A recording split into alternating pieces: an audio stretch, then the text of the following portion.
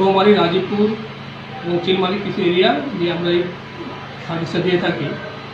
আমাদের এখানে চাহিদা 18 মেগাওয়াট, আর বিপরীতে আমরা পাচ্ছি 6 থেকে 7 মেগাওয়াট, মানে 3 ভাগের 1 ভাগ, বাকি 2 ভাগ কিন্তু আমরা চাহিদা অনুযায়ী পাচ্ছি না। আমরা প্রায় হয়তো 2/3 লোডশেডিংয়ে থাকে, আবার পর্যায়ক্রমে এইভাবে আমাদেরকে ওই লাইনগুলি চালু করতে হয়। কিন্তু এই সংকটের মূল কারণ হলো উৎপাদনের ঘাটতি। আমার যদি 24 মেগাওয়াটের আমি 24 মেগাওয়াট পাই, আমি সকলকে বিদ্যুৎ দিতে পারবো। এখন সেখানে যদি আমি 6 মেগাওয়াট পাই, তাহলে তো আমাকে ওই পর্যায়ক্রমে লোডশেডিং ছাড়া আর বিকল্প কোনো পথ থাকে না। আরেকটা সমস্যা আপনার যেটা তুলে ধরছেন যে লো ভোল্টেজ, হ্যাঁ, এটা শ্যামপুর প্রায় 100 কিলোমিটার দূর থেকে লাইনটা আসে। এই লাইনটা দূর থেকে আসার কারণে ভোল্টেজ লেভেলটা একটু কমে যায়। আমার এখানে সাব স্টেশনে 33 বা 30 এই ধরনের ভোল্টেজ থাকার কথা, কিন্তু বাস্তবে ভোল্টেজ আছে 20 থেকে 22 কিলো।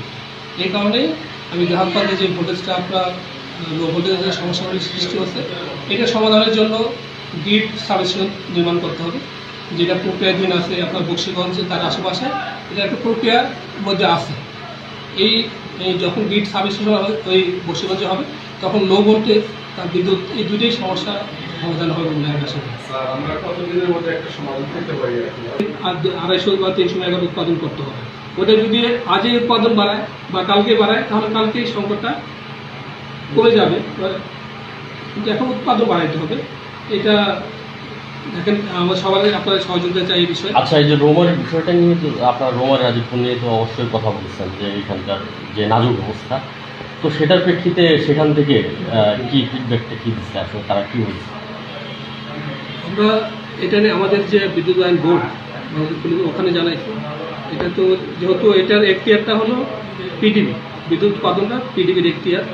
তারা তাদের চেয়ারম্যান মহোদয়কে, এমপি মহোদয় সেখানে যোগাযোগ করতে, এমপি মহোদয় আপনার বিদ্যুৎ বিভাগেও গেছেন।